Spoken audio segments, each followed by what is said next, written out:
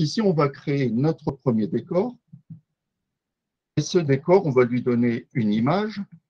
Et cette image, par exemple, ça va être une image que l'on a déjà en bibliothèque qui s'appelle forest.png. Donc ici, ce qu'on demande, c'est d'installer un acteur avec l'image forest. C'est tout ce qu'on demande.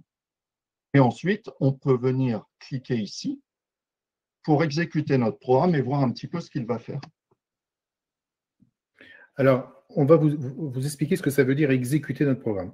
C'est que là, AO Studio va convertir, on appelle ça techniquement transpiler, convertir le langage AOS en JavaScript HTML. Vous connaissez sûrement ces termes, qui sont un langage très courant et qui est compatible avec, en gros, tous les navigateurs Internet. Donc, en fait, AO Studio convertit le langage basique AOS en JavaScript HTML que vous allez pouvoir mettre sur des serveurs, que vous allez pouvoir exécuter sur un smartphone ou un PC. Donc, voilà le résultat de notre première instruction, c'est qu'il installe un décor au fond de notre écran, qui est un décor de forêt, voilà, qui va être utilisé pour le fond de notre jeu. Vous voyez, en une seule ligne, on a déjà posé le décor. Maintenant, ce que l'on va vouloir faire, c'est avoir notre héros, notre petit personnage, qui va venir s'installer également sur le décor. Donc, on va utiliser un autre acteur, on va faire intervenir un autre acteur qu'on va appeler par exemple Magic, qui est le nom de notre héros. Et on va utiliser une image qui est aussi en bibliothèque, voilà, qui s'appelle Magic Fly. Et donc ici, si je fais F2, donc il y a des raccourcis clavier, soit on fait F2, soit on vient cliquer sur la petite icône ici. On demande à notre application de se mettre à jour et vous voyez, notre forêt est toujours présente et on a installé par-dessus notre petit personnage qui s'est déguisé en Père Noël pour l'occasion. Alors cette image, vous l'aurez passée, nous qui avons marqué le coup pour la session. Voilà. Donc ensuite, qu'est-ce qu'il faut faire? Parce que c'est un peu statique tout ça, donc il faut donner un peu de mouvement. Donc ce qu'on voudrait faire, c'est par exemple que notre décor de fond défile horizontalement de la droite vers la gauche de manière continue. Donc pour ça, on va modifier juste la première ligne, c'est-à-dire qu'on va donner des indications à notre décor, comme un metteur en scène le ferait pour ses acteurs, et on va lui demander, je voudrais que tu défiles à partir de telle position jusqu'à telle position. Donc pour ça, on va lui demander de partir en X de 0, et on va lui demander d'aller en X, donc arriver à la position finale, en moins 1920. Donc, ce qu'on lui demande, c'est de faire un déplacement de sa position 0 jusqu'à la position moins 1920 en X. Et donc, en lui indiquant ces deux informations-là, on va avoir notre décor qui va venir se déplacer. Si on exécute… Alors, oui, vas-y, je t'en prie. Baptiste, je vais en profiter pour expliquer en fait comment ça fonctionne. Si vous voyez l'écran là avec la forêt, hein, l'écran partagé, Baptiste, tu le vois de la forêt là? Moi, je le vois, oui. Oui, ok, super. Donc, vous voyez, en fait, l'image forest que Baptiste a pris, elle fait 2 fois, c'est un petit truc de programmeur, elle fait 2 fois la largeur de l'écran. Mon écran, c'est un écran HD, il fait 1920 pixels de large. OK? Et donc, mon image, quand je lui dis rien, ou quand je lui dis affiche-toi en X égale 0, Y égale 0, le bord au gauche de l'image, non, c'est là qu'il faut que je fasse, le bord au gauche de l'image va se mettre sur le bord au gauche de l'écran. X égale 0, Y égale 0. Et toute l'image va être sur la droite par rapport à ce qu'on voit là. Quand Baptiste dit « termine ton mouvement qui commence en X égale 0 à X égale moins 1920 », on se retrouve ici. Ça veut dire que donc l'image va se décaler vers la gauche jusqu'à ce que X vaille moins 1920. Si X vaut moins 1920, ça veut dire qu'on aura atteint la fin d'image à droite puisqu'elle fait 2 fois sa largeur. D'accord? Donc, on commence en x égale 0. Donc, on commence au coin en haut à gauche. On termine en moins 1920. Donc, ça veut dire par rapport à ce point 0, on va se retrouver ici. Et on aura donc fait défiler la totalité de cette image. Et Baptiste va vous en parler. Il va ensuite rajouter l'ordre qui dit boucle sur ce mouvement. C'est-à-dire ce mouvement va devenir perpétuel. Une fois qu'il arrivera en moins 1920, il va recommencer en 0,0.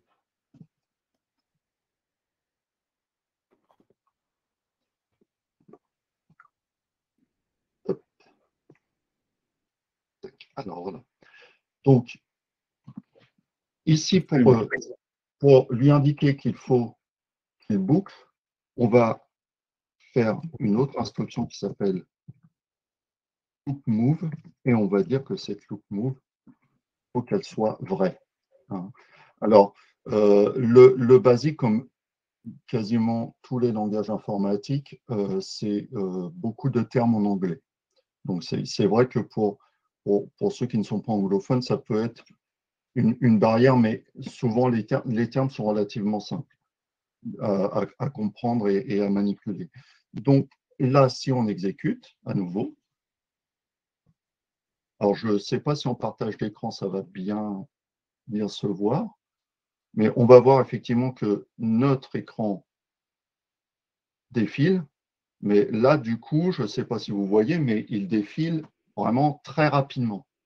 Donc, ce qu'on voudrait, c'est adoucir un peu le mouvement et faire en sorte qu'il se déplace beaucoup plus lentement. Donc, pour ça, on a une autre indication qu'on peut donner à notre acteur, c'est la durée.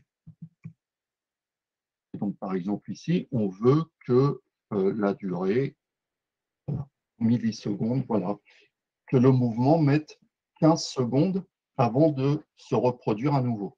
Et là, vous allez voir que le mouvement il est beaucoup plus doux, beaucoup plus fluide. On a le temps d'apprécier les décors. Voilà. Donc, toutes les 15 secondes, l'écran va faire son chemin, il va revenir à sa position et il va recommencer. Et ça de manière perpétuelle jusqu'à ce que, dans le jeu, on décide d'arrêter le mouvement. N'hésitez pas à m'arrêter hein, s'il y a des choses si vous avez des questions. Alors, je continue.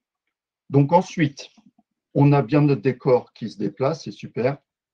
Mais maintenant, il va falloir que l'on s'occupe de faire bouger Magic. Alors, Magic, c'est un Flappy Bird. Hein, et donc, l'idée, c'est que Magic, il y a une gravité. Et tant qu'on ne lui fait pas faire d'action, il descend.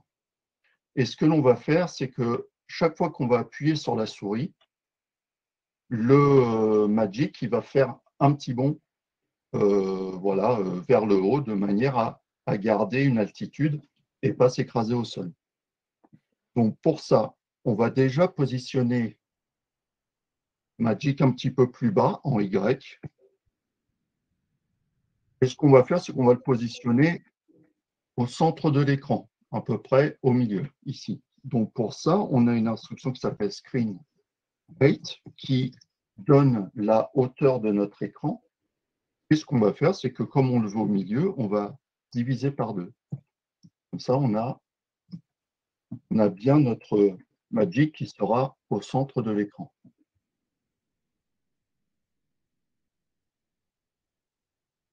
Et voilà, ici.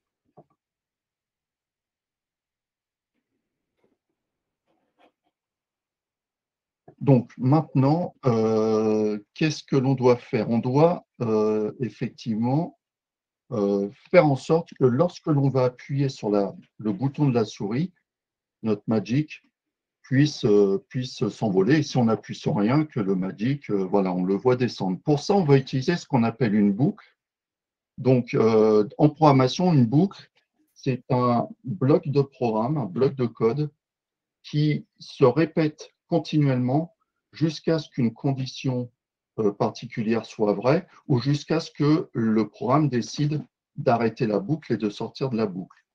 Donc, l'une des manières de faire une boucle en AOS, c'est faire une boucle Et tout ce qui sera entre ces deux termes, do loop, sera répété continuellement tant que je n'ai pas décidé d'arrêter. Et pour ça, Baptiste, oui, les deux premières lignes là que tu as oui. écrites, si toi qui les connais à peu près tous, les langages, si tu utilisais un langage comme par exemple C ou même JavaScript et Python, il te faudrait combien de lignes pour faire la même chose que ce que font ces deux lignes-là? Bah, après, ça dépend des langages, mais je pense qu'en moyenne, sur les langages actuels, il faudrait au minimum une bonne vingtaine de lignes pour arriver à au moins placer les images et faire en sorte qu'elles se déplacent. En sachant qu'en amont, il faut quand même avoir importé les bibliothèques qui permettent d'afficher des images, notamment dans Python, il faut avoir installé Pygame avant, être sûr d'avoir les modules d'images préparés. Donc ici, c'est vrai que AOS, ça tient sur deux lignes parce que AOS, vous n'avez qu'un installeur et tout est déjà inclus avec l'application. Vous arrivez, vous installez l'outil, vous ouvrez un nouveau projet et vous avez déjà tout ce qu'il faut pour travailler. Vous n'avez rien d'autre à installer de plus et toutes les instructions sont optimisées au maximum pour qu'on n'ait pas ce qu'on appelle du code spaghetti, hein, euh, qui perturbe, on va dire, la lecture du code. Ici, il est plus simple pour quelqu'un qui ne connaît pas de lire actor plutôt que de lire ctx.drawImage entre parenthèses le nom de mon image, virgule x, virgule y, virgule. Voilà, c'est ce que nous, on souhaitait faire avec Chaos Studio, c'était vraiment de revenir à l'essentiel, c'est-à-dire libérer le programmeur de toute la partie installation de l'environnement et toute la partie utiliser le langage, c'est-à-dire faire une instruction avant de pouvoir en faire une. Voilà, donc pouvoir fournir tout clé en main. Alors, donc ici, on a été sur notre boucle. Donc, ce que l'on va faire, c'est qu'on va faire une boucle et la boucle va servir à vérifier que l'on appuie sur le bouton de la souris ou pas. Et en fonction de l'action que l'on va faire, on va demander à Magic de prendre de l'altitude ou de descendre. Donc, pour ça, pour vérifier si on a cliqué sur le bouton, on a une instruction qui s'appelle if. Donc, if, ça veut dire si le bouton de ma souris est différent. Différent, ça s'écrit comme ça, hein. C'est inférieur, supérieur que 0. Ça veut dire que quand c'est 0, ça veut dire qu'il n'y a aucun bouton de la souris qui a été cliqué, sinon on a le numéro du bouton qui est renvoyé. Et bien là, si un des boutons a été cliqué de la souris, et bien du coup, on va implémenter une petite variable. Voilà, une variable, ça s'écrit comme ça. On va appeler une variable, on va créer une première variable qui s'appelle PY. Et cette variable, on va l'incrémenter de 10. Baptiste, là, dans ce sens-là, il va falloir que tu fasses moins 10. Tu as raison. Ou alors tu fais mouse key égale 0. Mouse key égale 0, c'est mieux. Oui, tu as raison. Tu as tout à fait raison. Voilà, égale 0. Donc, du coup, si aucune touche de souris, aucun bouton de souris n'est appuyé, je fais plus 10. Alors, il y a Axel qui veut poser une question. Oui. Oui, Oui, excusez-moi, vous m'entendez? oui, tout à fait. Oui, excusez-moi, j'ai la télé allumée, j'ai mon petit frère et soeur. C'est une visioconférence basant sur quoi? J'ai mon prof qui me l'a envoyé et ça aurait été pour savoir c'est quoi, s'il vous plaît. Là, on fait un cours de programmation pour faire un jeu pour quelqu'un qui n'a jamais programmé de sa vie. Ah, bah parfait, ça m'intéresse. Ok, merci, monsieur. Oh, rien, merci. Alors, donc, ici, on a créé une condition. Donc, si le bouton de la souris, aucun n'a été appuyé, on va incrémenter une variable qu'on appelle PY avec plus 10. Sinon, ça veut dire que un des boutons a été appuyé. Ou sur notre variable PY, on va soustraire 10. Ça veut dire que quand on va appuyer sur le bouton, il va monter de 10. Et si on appuie sur aucun bouton, il va descendre de 10. Est-ce que je vais trop vite, ça va? Je pense qu'on va mieux le comprendre quand tu vas l'appliquer sur l'acteur. Ok. Hop. Donc ensuite, cette variable, PY, elle nous est utile parce qu'elle va permettre à l'acteur de savoir dans quelle direction il doit évoluer. Est-ce qu'il doit aller vers le haut ou est-ce qu'il doit aller vers le bas? Donc pour ça, on va demander à notre acteur magic, qui est déjà là, on va lui demander de faire en sorte que son Y, eh bien, il soit égal à la variable PY. Alors là, on voit quelque chose d'intéressant, c'est qu'en AOS, comme on essaie de tout simplifier, vous avez vu tout à l'heure, tout ce qui n'est pas dit prend des valeurs par défaut. Si par exemple, sur la première ligne, Baptiste n'avait pas écrit x égale 0, ça aurait très bien marché, parce que par défaut, si on n'écrit pas, x vaut 0, de même que y n'y est pas, et donc y égale 0. Donc les valeurs, tout ce qui n'est pas indispensable est remplacé par les valeurs par défaut. Ben là, Baptiste, en fait, ne change que le y dans cette boucle qu'on vient d'écrire. Donc il a les autres paramètres qu'on a définis dans la ligne 1 dans la ligne 2 pour l'acteur Magic, par exemple l'image, etc. Il y en a plein des paramètres, restent les mêmes. Il peut juste manipuler ce qu'il a envie de manipuler. Voilà, donc là, en principe, si je lance mon programme, je devrais voir Magic qui démarre au centre de l'écran à sa position initiale. On va le voir descendre et quand je vais appuyer sur le bouton de la souris, ah oui, il descend beaucoup trop vite. Oui, c'est normal. C'est normal, il descend beaucoup trop vite, c'est parce que ici, on va mettre un WebVBL. Alors le WebVBL, je ne vais pas rentrer dans le détail, mais ça permet en fait de synchroniser l'affichage de l'écran avec le rafraîchissement en fait du moteur. Mais oubliez-le aussi vite qu'on l'a mis, parce que dans la prochaine version d'AO Studio, il n'existera plus, ce sera automatique. Voilà.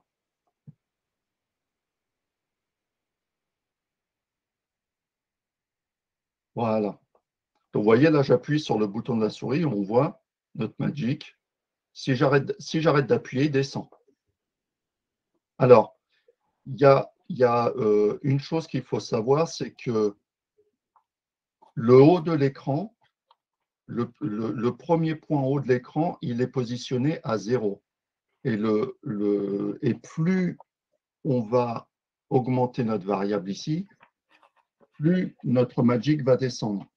Donc, c'est pour ça que, effectivement, dans notre esprit, on dit il descend, donc en principe, ça devrait être moins.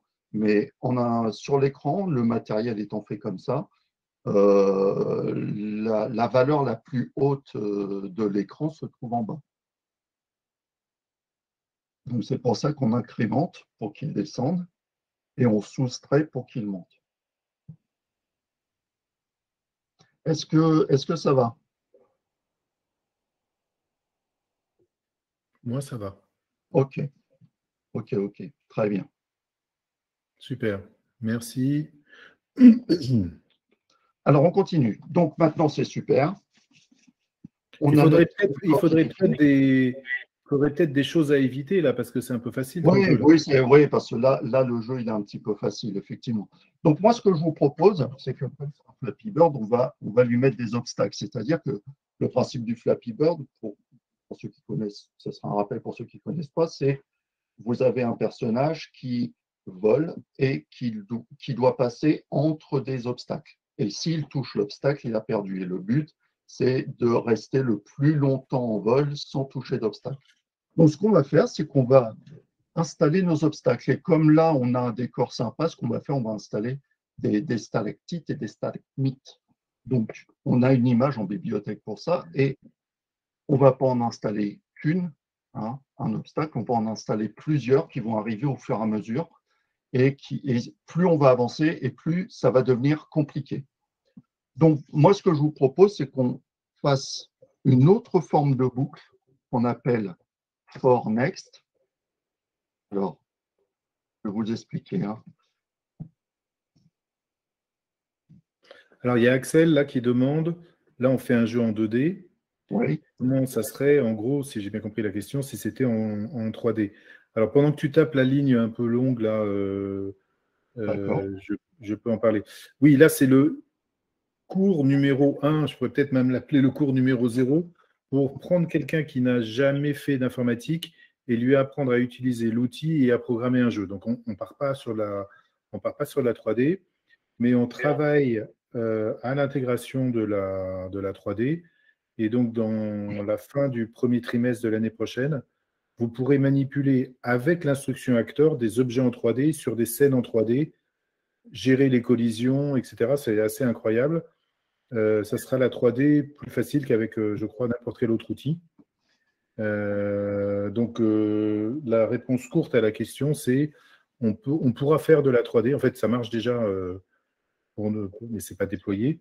On pourra faire de la 3D très sophistiquée avec AO Studio, avec la même instruction Actor. Oui, et là, en fait, si on devait, là aujourd'hui, avec les prototypes de commande 3D, on aurait X, Y et on aurait le Z en plus pour avoir l'effet de profondeur. Et voilà, donc on pourrait imaginer reprendre le même code actuel, sauf qu'on rajouterait une profondeur. On pourrait positionner notre personnage face à l'écran, hein, comme un FPS, et du coup, on pourrait le faire naviguer autour des sidekicks. Alors ça, ce sera peut-être un exemple assez intéressant de passer de la 2D à la 3D du même type de jeu. Ça sera peut-être l'occasion de faire ça dans une prochaine session. Alors ici, on a installé, je vous ai fait un petit code. Donc c'est une nouvelle forme de boucle, mais c'est une boucle qui s'arrête au bout d'un moment. Donc ça veut dire que ici on a une boucle qui dit pour i est égal à 1, tu me fais ce code-là, tu me joues ce code-là, et ensuite, tu continues à incrémenter i jusqu'à ce qu'il arrive à 50. Donc, ça veut dire qu'on va passer dans cette ligne-là 50 fois. Vous voyez, c'est une boucle qui a une temporalité, c'est-à-dire qu'on va lui demander de l'effectuer un certain nombre de fois. Donc, la première fois qu'on passe dans la boucle, i vaut 1. Donc, on va créer l'acteur qui va s'appeler 1, le chiffre 1. On arrive sur next i, qui va dire, du coup, maintenant, i s'incrémente, i vaut 2. On recommence au début de la boucle avec i vaut 2. On va créer l'acteur 2. Et ainsi de suite, on créera 50 acteurs d'un numéro 1 à 50. Et comme vous voyez, hein, AOS reste tout de même un langage de programmation dans lequel vous avez la liberté de faire les calculs que vous voulez. Donc, vous avez toutes les formules mathématiques que vous pouvez utiliser. Et il y a même une fonction qui est assez intéressante qui s'appelle RND pour random, qui permet de faire un tirage aléatoire entre 0 et la valeur que vous mettez ici. Donc, c'est un tirage qui est fait aléatoire. Donc, ça permettra d'installer nos obstacles à des hauteurs différentes, les uns derrière les autres, et de les faire défiler automatiquement. Alors, vous demandez peut-être pourquoi on a mis ces valeurs 400, 320, 780, 20. Bon, ça, c'est typiquement quand vous faites le programme, vous le calculez ou vous le positionnez et puis vous réglez ça pour que ça corresponde à ce que vous voulez faire. Donc, en X, à chaque acteur, on va partir au pixel 400 et on va rajouter un certain nombre de fois 320. Donc, sur le premier acteur, on rajoute que 320. Le deuxième acteur, donc ça va être x2, 640, etc. Donc, ça veut dire que les images vont se positionner en X, donc c'est-à-dire horizontalement, vont se positionner en X tous les 320. On va voir l'image 1, puis l'image 2 va être 320 pixels plus loin, puis le 3, 320 pixels plus loin, etc. Et en Y, on se met en moins 780 parce que l'image est très grande, comme on a vu tout à l'heure, elle est plus grande que l'écran verticalement.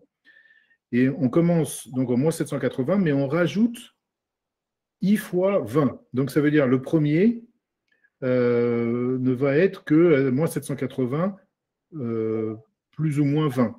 mais le 50e, il va être à moins 780, plus ou moins 50 fois 20. Donc en fait, il va être aléatoirement beaucoup plus en haut ou en bas, le 50e, que n'est le premier. Et on le fait exprès, parce qu'au début, donc, on va voir les stalactites qui vont être relativement près les uns des autres, donc ça va être assez facile de les éviter. Mais ensuite, leur amplitude de déplacement en Y va être plus importante, et donc ça va devenir plus compliqué. Mais quand vous allez le voir, ça va être beaucoup plus facile à comprendre. Il faut comprendre que l'image du stalactite, c'est en fait la stalactite et la stalagmite qui est en même temps, avec le trou au milieu.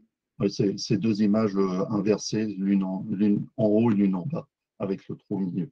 Ça va être plus facile à comprendre quand on va le voir.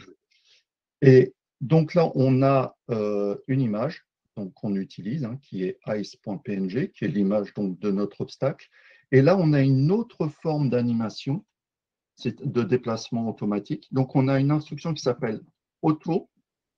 Et cette instruction, on demande à l'acteur qui est créé de se déplacer en X de -5 de manière automatique. C'est-à-dire qu'à chaque fois, automatiquement, il va se déplacer de -5. Et donc, on va voir l'acteur qui va se déplacer vers Magic et sortir de l'écran. Donc, Magic va devoir l'éviter. Et ça, pour les 50 obstacles, on leur demande de se déplacer de 5 à partir de leur position d'origine. Et si on exécute, voilà, on voit que les obstacles ont bien été installés, qu'ils avancent automatiquement et que plus on avance, et plus vous voyez là, ça devient difficile. Et ça, c'est avec la petite formule de calcul que l'on a posée sur chaque acteur à chaque fois, à chaque tour. Voilà. Bon, alors là... Ouais, pardon, Baptiste. Là, franchement, déjà, si vous avez compris ça, même si vous n'avez pas tout compris, déjà là, vous avez les bases pour commencer à faire un jeu tout seul. Un tout petit peu d'effort, de réflexion, de tâtonnement, et rien que là, vous avez déjà vu les boucles non conditionnelles, do loop, les boucles conditionnelles, for next, les tests, if, vous avez vu actor, vous avez déjà un kit pour pouvoir commencer à programmer là. Mais on va pas Voilà. Et s'arrêter. là, on arrive au dernier obstacle. Et voilà. Donc là, on a nos 50 obstacles qui viennent de passer. Mais là, j'ai été vraiment très fort. J'en ai pas pris un seul, ou peut-être. Ouais, mais alors, Baptiste, il n'y a aucune collision là. Comment on fait? Ouais. C'est trop facile. Alors, voilà. Alors, maintenant, on va s'occuper de gérer la collision entre notre héros Magic et l'un des obstacles. Donc, pour ça, on a une instruction. On va revenir sur notre boucle principale, do loop, et on va rajouter une instruction. Hop. Ah. C'est une condition, à nouveau. C'est si acteur colle, colle c'est pour collision. Donc, s'il y a une collision d'acteurs entre Magic et un autre acteur, alors ici, ce qu'on aurait pu faire, c'est faire 50 tests pour savoir s'il touche l'acteur 1, l'acteur 2, l'acteur 3, l'acteur 4. C'est tout à fait possible, mais du coup, vous auriez eu 50 lignes. Ou alors, ce que vous pouvez faire, c'est est-ce que l'acteur Magic touche un autre acteur qui a l'image Ice, ici. Et donc là, si cette condition est vraie, c'est-à-dire que Magic a bien touché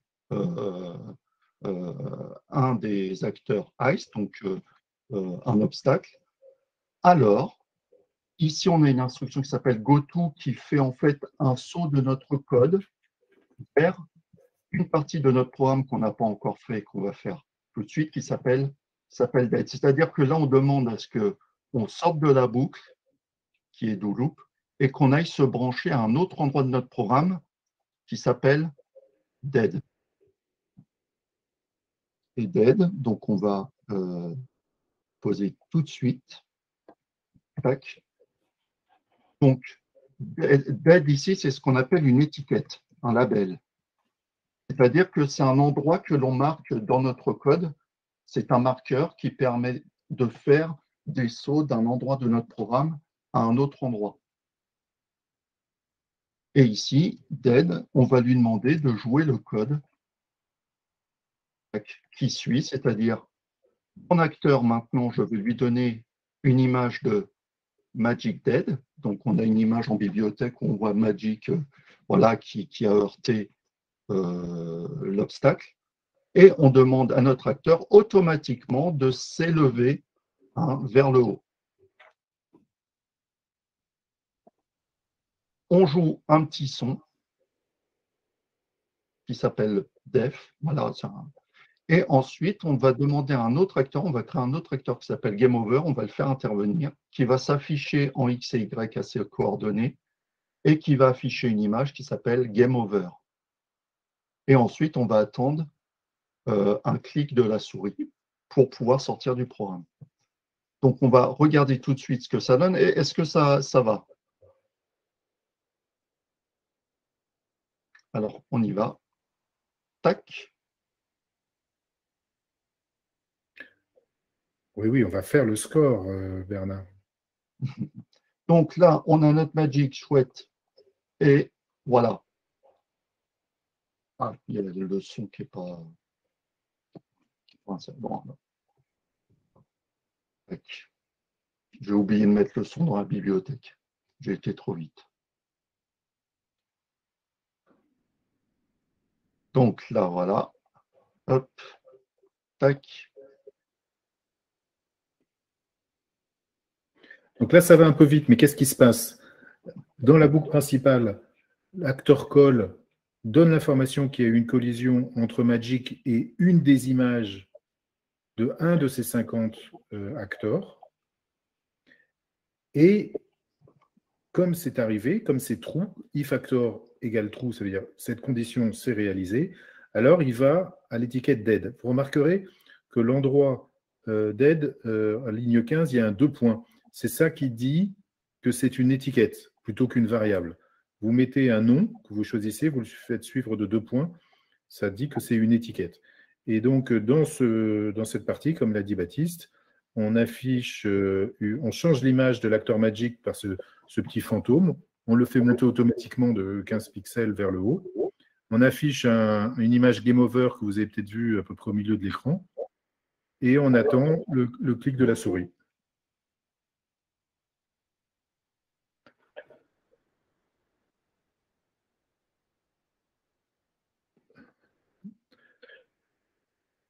Donc voilà, ben là il a collisionné tout de suite, on n'a pas vu la montée. Si tu collisionnes avec un stalactite du bas, on verra plus l'animation de Magic Dead.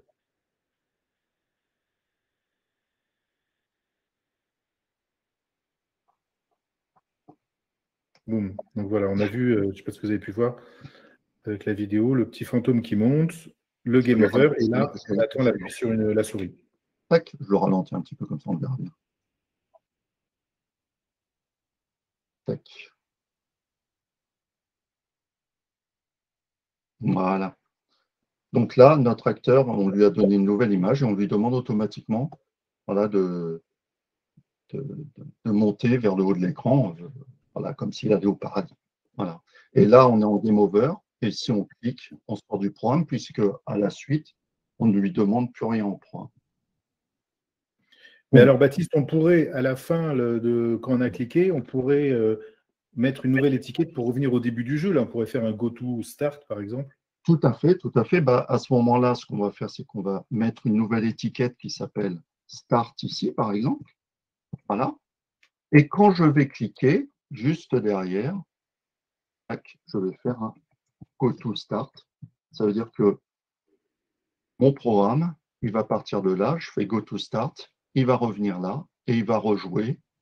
Voilà, le jeu à nouveau. Il va refaire le jeu à nouveau. Donc là, en 40 minutes, on a fait un jeu. Ce qui nous laisse 15 autres minutes pour répondre à vos questions et l'améliorer. Mais voyez ce que vous êtes capable de faire en 45 minutes. Parce qu'il y a eu la demande, on va afficher un score. Alors, il y a plein de moyens différents d'afficher un score. Mais peut-être avant, Baptiste, si tu veux bien. Voilà. Oui. Là, on a écrit un code qui, si j'enlève les lignes de blanc, doit faire 19 lignes à peu près. 19 lignes en AOS pour faire ce petit jeu. Est-ce que tu peux regarder quel est l'équivalent en JavaScript là, si on va dans le fichier, dans le code? Alors, pour vous montrer hein, les choses, ici, on a un dossier HTML hein, qui est généré lorsque l'on compile, lorsque l'on fabrique notre code. Et toute cette ligne-là est transformée en JavaScript. Et voilà. Et donc, concrètement, voilà ce que ça donne. Donc ça, c'est quelque chose que tout développeur JavaScript aurait pu saisir pour obtenir le même résultat. Et donc là, les 19 lignes, ça fait combien à peu près? Là, on est à, je te dis pas de bêtises. 720, ouais. Ouais, on est à 722 lignes. Enfin, après, si on enlève les lignes, on peut enlever 50 lignes parce qu'il y a du commentaire. Mais bon, voilà, on est entre 650 et 700 lignes, quoi. Voilà. Mais ça, pour un développeur JavaScript, pour lui, ça lui parle, parce que c'est son métier, il est développeur de métier, c'est quelque chose dont il a l'habitude. Mais pour quelqu'un qui débute, si on commence à le mettre sur ce type de langage-là, qui est très bien, moi j'adore JavaScript, c'est un peu décourageant, c'est pas très, très motivant, on n'a pas forcément la même volonté, la même curiosité d'aller voir plus loin. Donc, nous, avec Chaos Studio, l'idée, c'était qu'on soit une passerelle entre Scratch, qui va permettre de comprendre l'algorithmie d'un programme, et des langages un peu plus complexes comme JavaScript, Python. Et avec Chaos, en fait, on fait un peu la passerelle entre les deux. C'est-à-dire que là, on va plus être sur du Scratch où on va déposer des briques, etc. On va vraiment écrire le code, mais de manière plus simple, pour pouvoir ensuite appréhender des langages un petit peu plus complexes à coder. Voilà, donc la volonté là-haut, c'était surtout qu'il y ait un moyen de pouvoir conforter le débutant, qu'il peut être un développeur, qu'on peut faire des choses par étapes, et que même s'il veut rester sur AOS, il ne veut pas aller voir d'autres langages, avec Chaos Studio, il peut aussi faire beaucoup d'applications, il peut faire des applications mobiles, il peut faire voilà, des jeux, des applications branchées aux bases de données. Donc, il peut très bien rester sur AOS et il pourra faire les mêmes applications que celles que l'on fait en Python ou en JavaScript. Alors, Baptiste, on nous a demandé d'afficher un score. Alors, il y a plein de façons différentes d'afficher un score. Il y en a une très simple en utilisant l'instruction qui s'appelle print, qu'on n'a pas utilisée là, mais que vous connaissez sans doute, vous mettez print et entre guillemets, vous affichez, et ça marche. Mais là, on va en profiter peut-être pour vous montrer un des outils de Studio qui s'appelle le designer. Alors, le designer, je reviens dessus, voilà, il se trouve ici. Le designer, il permet sur votre application AO Studio actuellement en cours de pouvoir venir y poser des éléments visuels. Par exemple, ici, on va faire un score, donc pas de souci. On va prendre un petit texte bloc et puis, pourquoi pas, ce texte bloc, on va par exemple l'appeler mon score. Mon score. Et puis par défaut, ce texte bloc, son contenu, c'est ça, on peut le mettre, voilà, on met 0. On met score.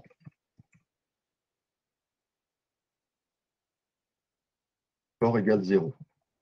On va aussi faire en sorte que on ait. Alors ici, on peut changer ce qu'on appelle sa classe, c'est-à-dire qu'on peut ici avoir différents types. Donc là, ici, c'est la représentation de mon texte. Et quand je vais appuyer sur des styles, en fait, hein, ce sont des styles qu'on peut lui donner. Voilà. Donc je ne les connais pas tous, mais je sais qu'il y a un style ici qui permet, par exemple, de mettre le score, voilà, le texte en gras. On peut choisir pas mal de choses. Alors ça, pour ceux qui connaissent, hein, c'est pour être compatible avec ce qu'on appelle les styles de CSS, du HTML, et Voilà. ce qui apporte beaucoup d'avantages. Voilà, exactement. En fait ici, ce qu'on installe hein, par-dessus l'écran, par-dessus notre écran, ce sont des composants HTML qui sont responsives. Donc, quand on va retailler notre écran, ils vont se retailler avec. Et on peut, comme ça, mettre des informations par-dessus notre écran pour voilà, afficher des scores, par exemple. Et là, si on fait « met à jour le code éditeur », voilà, votre programme AOS, votre projet AOS a été mis à jour, super. Je regarde et je vois qu'ici, l'éditeur, il m'a rajouté un petit bloc de code dont je ne vais pas à me soucier, c'est l'éditeur qui gère ça. Et on voit que ce qu'il a ajouté, c'est un élément, ce qu'on appelle UI, c'est User Interface, donc un élément d'interface qui s'appelle TextBlock, qui porte le nom de mon score. Hein, vous avez vu, j'ai mis le nom de mon score, avec comme texte contenu, voilà, score, 2 points, voilà. Et ici, on retrouve bien les styles que j'ai choisis. Donc ça, c'est assez pratique quand on a envie d'avoir un écran. Par exemple, vous voulez faire un questionnaire ou un menu. Eh ben, vous pouvez très rapidement mettre en place des composants graphiques avec le designer et ensuite, avec votre code AOS, vous allez pouvoir interagir avec, savoir, voilà, leur dire, il faut faire ci, il faut que tu affiches ça, etc. Donc, on va Alors là, voir. Oui. Ah, pardon, Baptiste. Là, justement, est-ce que tu peux l'appeler cette nouvelle procédure UI Screen 1 là, qui a été automatiquement gérée pour qu'on voit? Alors, bien sûr, alors ce qu'on va faire, c'est que ici, on a installé notre décor, etc. Hop. Alors, donc ce designer, on va créer plusieurs designers. Pour l'instant, on a ce designer d'interface. On ne l'a pas vu là, parce qu'on essaye d'aller vite, mais il y a plein de possibilités. On peut faire des menus déroulants, des sliders, des cases à cocher, des textes, des images. Voilà. Oui, en fait, tout ce que le HTML permet de faire, et vous pourrez même, l'idée, c'est que ça soit modulaire. Donc, pour ceux qui connaissent le langage HTML, pourront aussi créer leurs propres composants pour les intégrer dans l'éditeur et pouvoir avoir leurs propres composants HTML dans leur page. Donc, c'est Et bien parce que si, ça fait vivre l'éditeur, ça l'incrémente de plein de choses. Et donc, il va y avoir d'autres designers. Il va y avoir en particulier un designer de sprite et d'animation pour pouvoir rester dans AOS pour faire des jeux. Et ce qui est intéressant, c'est que si par exemple Baptiste modifie le code qui a été généré là par le designer, quand vous retournez dans le designer, il le réinterprète et il exécute. Donc là, je crois que tu n'as pas fait de modif, mais s'il avait Par exemple, fait ici, au lieu de mettre score, je mets tac. Si je retourne, hop, voilà. Ici, on voit que ça a changé. Donc, en fait, il y a vraiment une interaction qui se fait. Le designer est capable de lire les modifications qui ont été faites au niveau de ce bloc de code et il vous les restitue. Et donc là, bien évidemment, quand je vais cliquer dessus, je peux modifier les paramètres. Hein, voilà, donc la fonte, elle n'est peut-être pas assez grosse, donc je vais hop, grandir un peu la fonte. Je vais tac, agrandir un peu ici. Voilà. Et vraiment, c'est assez pratique pour faire de l'affichage par-dessus nos dessins, par-dessus. Voilà, il y a des Il y a Bernard qui te demande de changer la fonte parce qu'il te Ah, comprend pas. la fonte est pas top. D'accord, c'est vrai qu'elle est pas top. Pour un jeu, c'est pas top. Alors, on va changer la fonte. On va voir ici. Alors, qu'est-ce qu'on a comme police de caractère? Voilà. Donc ici, c'est toutes les polices de caractère qui sont disponibles, qui sont fournies avec AOS. Donc, on pourrait très bien avoir cette fonte-là. Donc, voilà. Si Bernard a une préférence, je peux choisir. Hein. Alors, pour ceux qui regardent, là, on ne voit pas, mais c'est bizarre, la vidéo ne montre pas. Il y a un écran en fait, qui s'ouvre et qui montre toutes les polices. Là, on ne voit pas. Hein. Vous ne voyez pas du tout? Non, non, on Alors, voit attendez. juste le résultat. C'est pas grave. Ah oui, d'accord. Ah oui, la pop-up, d'accord. La pop-up, vous ne la voyez pas. Bon, alors par exemple, on va prendre cette fonte-là, on va la grandir un petit peu. Voilà, voilà, ça fait une fonte un peu dessin animé. Voilà. Et puis là, bah, bien sûr, on va remettre le score. Donc, super. Alors, on va voir au passage que AOS a automatiquement chargé la police qu'on vient d'utiliser. Vous voyez sur la ligne 1? Ah oui, pardon. Ici, voilà. Il a rajouté le chargement de la fonte. Voilà. Donc, ça veut dire que le transpiler, quand il va fabriquer le programme, il va voir qu'on a besoin d'une fonte particulière et il va aller la chercher, il va la copier dans notre programme. Et ensuite, on voit bien que le designer a pris en compte ma demande, donc il a bien assigné à mon composant le nom de la fonte que j'ai besoin, qui s'appelle Sigma One. Voilà. Avec la taille de la fonte, et ici, comme j'ai retaillé un peu, redimensionné un peu la zone, il a pris en compte, la taille. Donc là, si on affiche,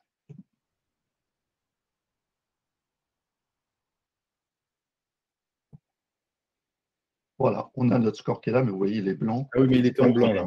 Ah, c'est pas top. C'est pas top. Ouais, là, il est en blanc. Ça ne va pas du tout.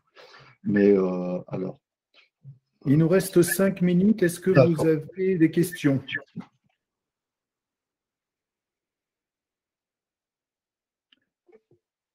Axel? En gros, c'était pour savoir, imaginons, pour le score, on veut faire un autre texte, par exemple, vous avez mis vie. Est-ce qu'on peut mettre 2 fois le même genre, vie et score? Oui, voilà. Dans la même zone? En dessous.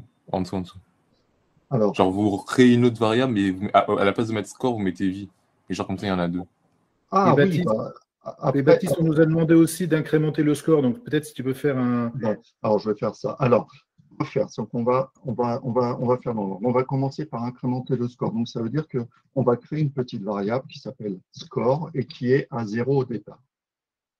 Voilà. Et cette variable, ce qu'on va dire, on va la rendre globale.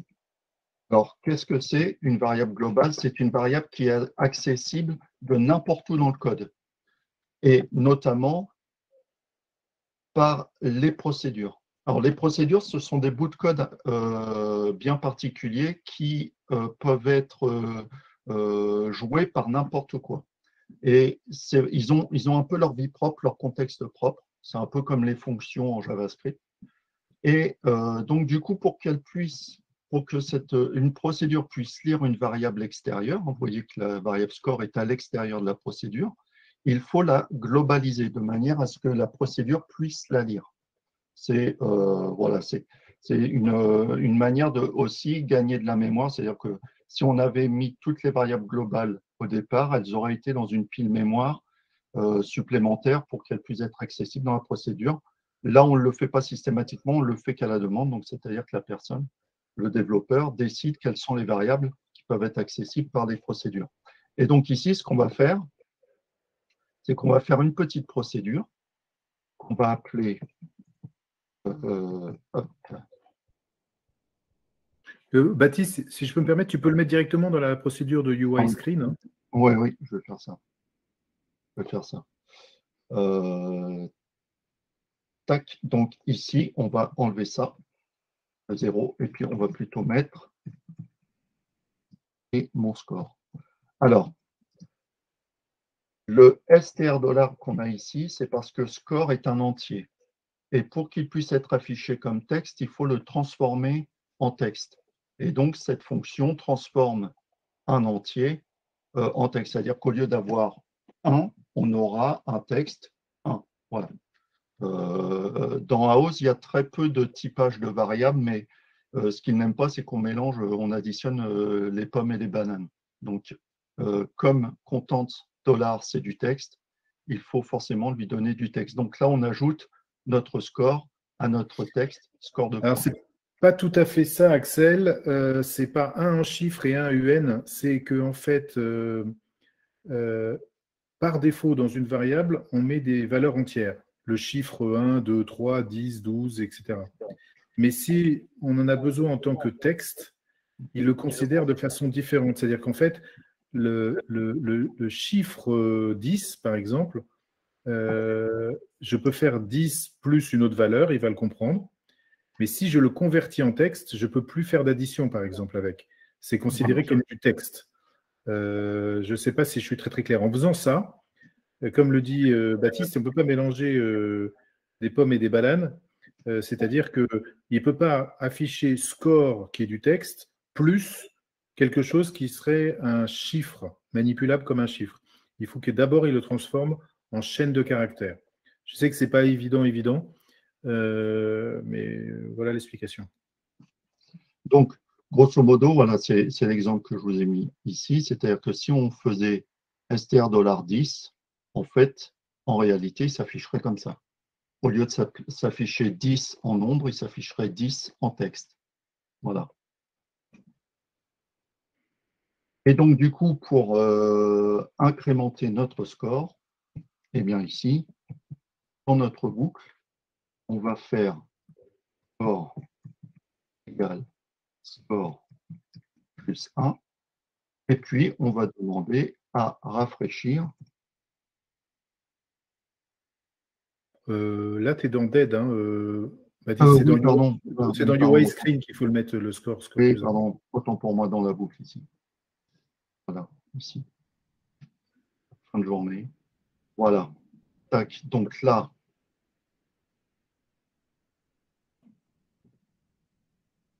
ça va être en blanc, ça va peut-être pas être très visible. ouais, ça va pas être visible. Mais là, on voit bien que le score, tac, il s'incrémente. Alors, on va essayer de changer sa couleur. Par contre, là, je pense qu'il va rader si je laisse comme ça.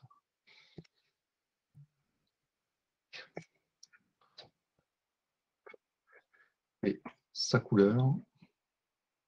Voilà, on va prendre ça, ça. On va aller ici. On va choisir dans une classe. Et là, on va lui mettre. On peut. Non, là, le CSS va être généré automatiquement. Là. Si tu prends BG, je crois, c'est. Non, c'est une bêtise. Si tu mets un BG, ça va avoir un fond. Ouais. Oui, bah à ce moment-là, on peut faire. Alors, tac. On peut essayer de trouver quelque chose. Ouais, on va prendre ça, on le verra. Je ne connais pas trop tous les styles qu'il y a, mais il y en a beaucoup. En fait, ce sont pour ceux qui connaissent, ce sont les styles par défaut de Bootstrap. Donc, ce sont les classes CSS de Bootstrap. Tac, et là, en principe, non, ça va pas. Il faut remettre le str$ dessous. C'est ça. Donc là, en tout cas, on voit notre score. Du coup, là.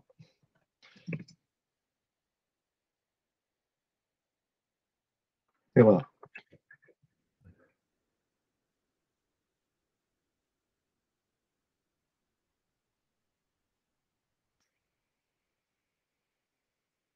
Voilà, donc on voit hein, notre score qui s'incrémente et il redémarre à 0 chaque fois que je perds. Boum, voilà.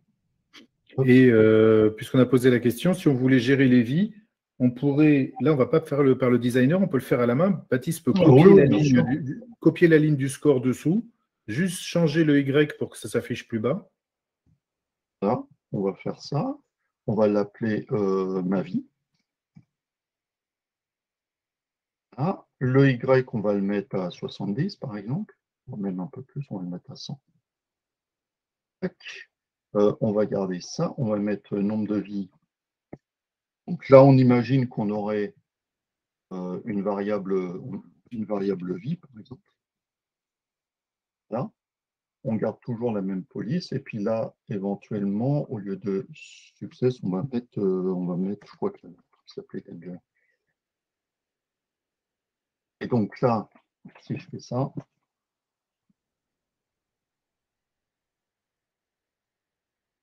et voilà. Donc on peut vraiment ajouter tout ce qu'on veut en termes de composants. On peut avoir des actions dessus également. Donc ça veut dire qu'on pourrait très bien cliquer Et puis, quand on clique dessus, ça fait quelque chose, donc on peut renvoyer à un endroit de notre programme. On peut après travailler dessus, donc c'est-à-dire qu'à la volée, on peut changer leur couleur, on peut changer leur forme. Là c'est vraiment du HTML, donc on est, pour ceux qui sont habitués, peuvent travailler comme ils travaillent avec leurs composants HTML habituels. Hein. Alors, Baptiste, peut-être il va y avoir une ou deux autres dernières questions. Ouais. On va peut-être montrer le publish, non? Tout à fait. Alors, ici, on a un autre outil qui est assez intéressant qui s'appelle Publish, qui est en fait, on va créer un lien, on va demander à ce que Aose nous crée un lien qui va nous permettre de partager notre programme avec d'autres utilisateurs.